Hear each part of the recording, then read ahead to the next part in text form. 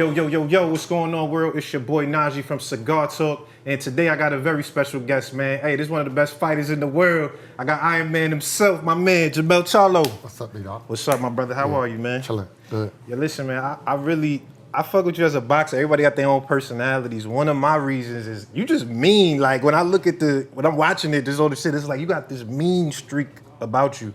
You always been like that, or did that start as a fighter, or you always was like that? No, man. I think I've been this way. Yeah. Yeah. Just not having I don't give a fuck attitude. Yeah. And always been solid with that. Even that's just from Texas? Like, where do you think that come from, that mean streak? Just the struggle, you know? Yeah. The struggle in life, period. And you gotta stay focused and stay dedicated to your craft and blot out all of the distractions. You become a little bit more furious and serious about everything. Yeah, for sure. Mm-hmm. Obviously, this is the biggest fight of your career so far coming up. You know what I mean? Huge fight.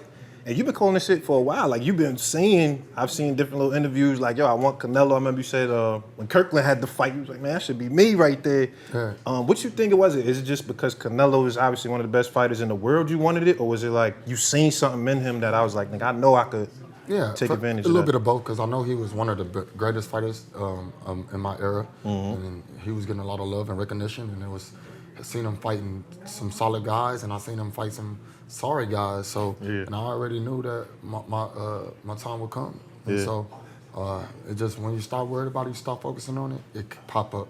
Right. And that's how it happens. Now, obviously, this fight is at 68. You're jumping up 2 weight classes. Is that a concern for you at all? Just how your body is gonna feel at that weight over 12 rounds? Nah. I think that's more of a concern for the fans and the people that's watching. We got a solid team around us. We working super hard. Yeah. And it takes nothing for me to size up. Yeah. Is it close to your walk around weight? Like, do you feel more comfortable, or do you think is it harder, like, or easier as far as making 154 compared to 68? Of course, making 154 is always a challenge. Yeah. But I don't think that making 168 is gonna make it any difference. I'm gonna be the same Charlo that I am when I fight anybody else. Right.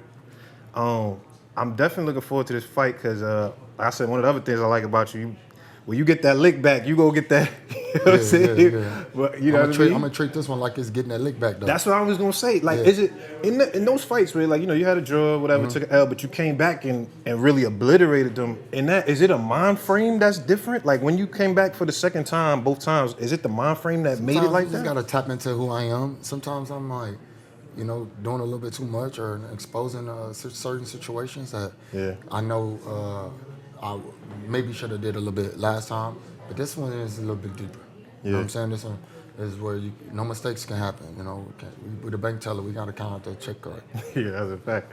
I think the way you fought Castaño too, we gonna need that right here for this, man, boy. sure, them sticking and moving in the way you know what I'm saying? From the beginning. Is it something like right now y'all already started making up a game plan and all that, or is it kind of you focused on you, or you already started that? Right now, my coach, Derek James, has been out of town with Earl Spence having his fight and Anthony Joshua having their fight, and so me and Guzman, which was a legendary Juan Guzman, he had the good feet, good world. So working with him consistently, and we've just been on it. Yeah, we created a massive plan.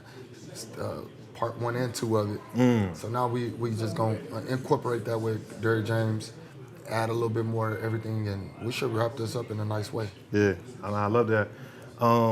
So we got to go back a little bit. Obviously, we focus on Canelo. That's the main focus. But you know, the streets, everybody seen you and Bud's interaction during the fight and all that shit. Like, that was ill just for us as fans. Like, oh shit, these niggas. How did you feel when he was calling thieves like bitch ass nigga, whatever? Like, how did you feel when all of that during that moment? Man, don't bite off too much you can chew. You know.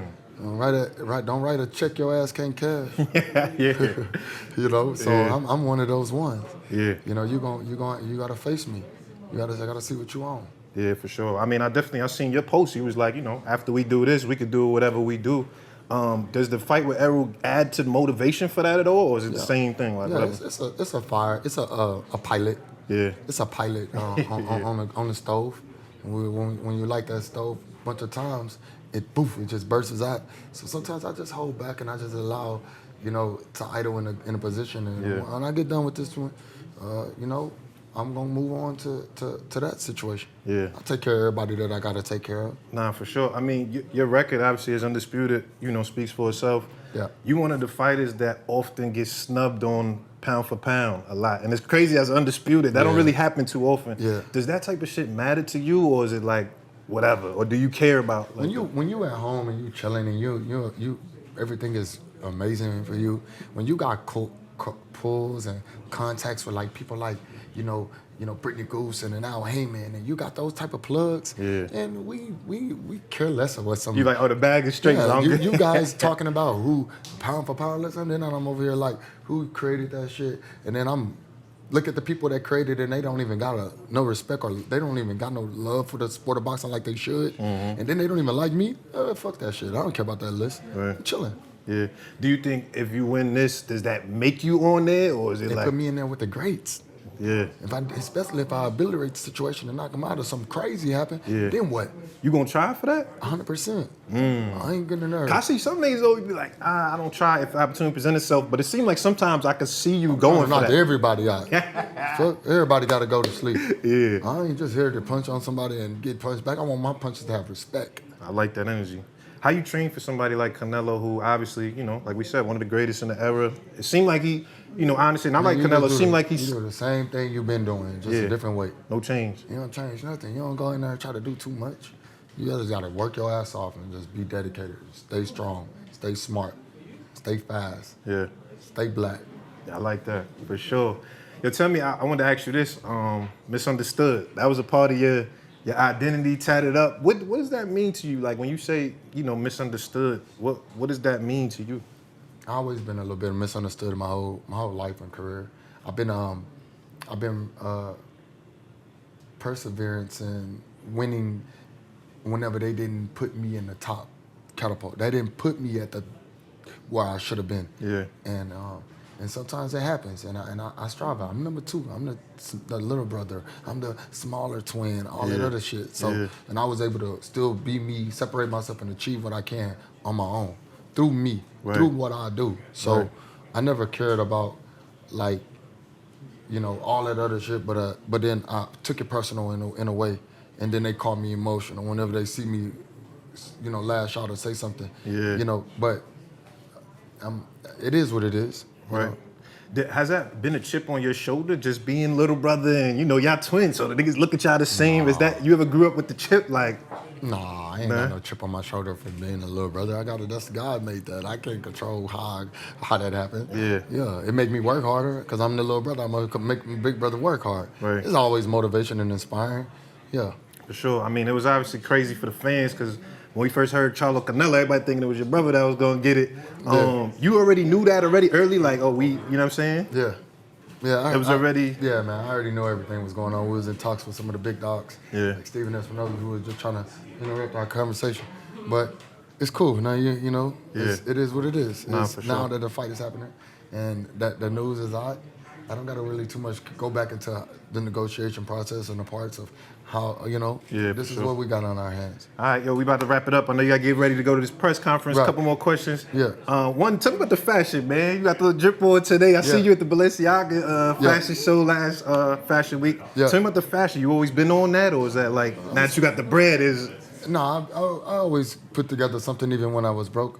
Yeah. You know what I'm saying? Yeah. So I always love fashion and enjoy putting on different pieces and just monopolizing on that. Yeah. All right, Fashion is everything. All right, last one, and this ain't being messy, but the streets want to know this. We seen your brother and Caleb Plant got into the altercation and all that. When you see shit like that, does that make you like want to be like, all right, I got to get this guy in the ring, or is it just like whatever, that was them, it is what it is? Yeah, it's kind of in my world. Like I overlook it. I got big things in play right now. I can't be worried about no Caleb playing bullshit or what they got, they drama. He needs to get his lick back, and the streets ain't is waiting on it, and that's on him. If it's in a ring or if it's in the streets, you need to get your lick back. That's how I feel about it. Right. All right, yo, listen, man, I appreciate you, brother. Good luck, man. Great fight coming up. Dope episode of Cigar Talk. We got Jermell Charlo. We out of here.